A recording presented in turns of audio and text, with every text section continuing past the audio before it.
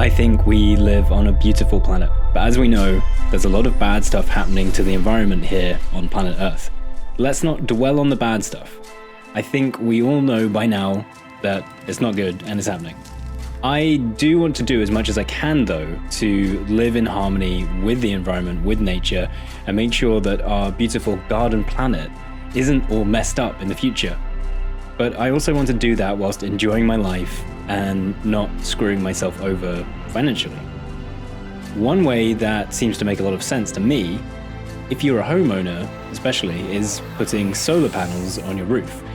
Electricity use currently produces a lot of emissions that accelerate climate change. So replacing that with accessing the free, clean solar energy that just hits your roof every day seems to be, in principle, very bloody obvious. However, I live in the UK, like many of you, a place that doesn't exactly have a reputation for being a sun-soaked destination.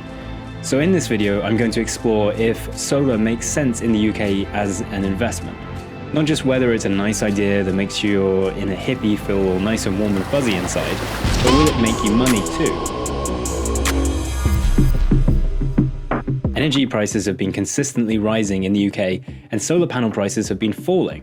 But with the UK's lack of sun, and recently the government removing the feed-in tariff, the money that you'd get paid for having solar panels, and on top of that, increasing the VAT, the tax that you have to pay on new panels, things seem quite unclear. So does the UK actually get enough sun for this? Well, it's true that the UK is known for being very grey and cloudy. It turns out that solar panels don't really need a whole lot of direct sunlight. Mark my words, solar will be the single largest producer of energy in the UK long term. And you may say, well, isn't it rather maybe cloudy around here? I was going to say, have you ever been outside? Yes, and even though it's cloudy, you still get probably 80 to 90% of the energy coming through the clouds. It's just that you don't have that bright point source of a sun. And a way to appreciate this perhaps is to look at the fact that plants are essentially a solar-powered chemical reaction. And the UK is a very green country. The south of England, which is the most densely populated part of the UK, shows about the same amount of sunlight as Germany. Germany produces the most solar energy in Europe, almost 3.5 times more than the UK, and has been the world's top solar photovoltaic installer for several years. So the reasons that UK isn't producing as much solar energy isn't about the sun, it's politics, economics, a whole lot of stuff like that. So the main question I wanted to ask, obviously, was what about from a financial point of view? So there's two main ways that solar panels will give you a return on your investment. The first is saving on electricity costs. That's money that was going out and now it's down to zero or it's very low.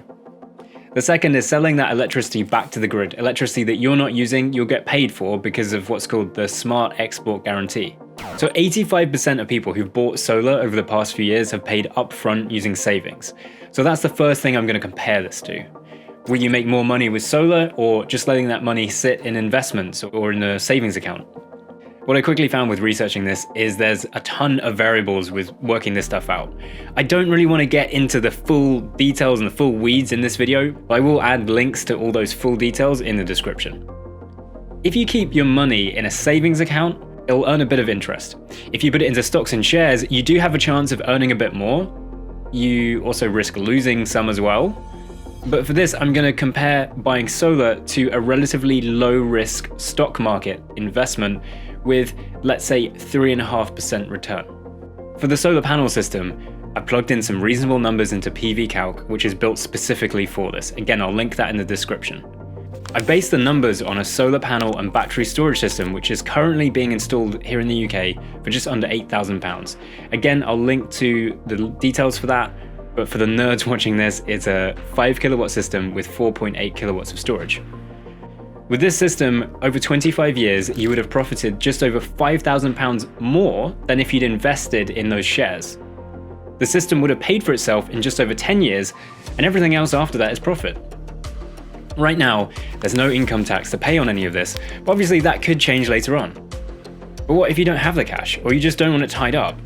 If you borrowed all the money with a decent finance deal, let's say 4.5%, you'd have to pay back just over £400 a year for 10 years after the savings that you're making. And then by year 16, you'd be making hundreds of pounds a year in profit. Obviously, there's a whole load of variables that change these results, One of the main things to think about is how long are you going to stay in your house? In the USA, it's been shown that solar adds a decent amount of value to the property, but in the UK, there just isn't that clear data yet. But these figures do show that in general, for many people, solar does make sense here in the UK. And we haven't even got into talking about any of the other benefits like being safe from power cuts, or just feeling good knowing that you're stopping roughly a ton of CO2 emissions every year. So I hope this was helpful. Thanks for watching the video. Please let me know in the comments any feedback you have on this or anything you'd like me to cover in future videos. And yeah, please do hit the subscribe button if you'd like to see more. Thanks.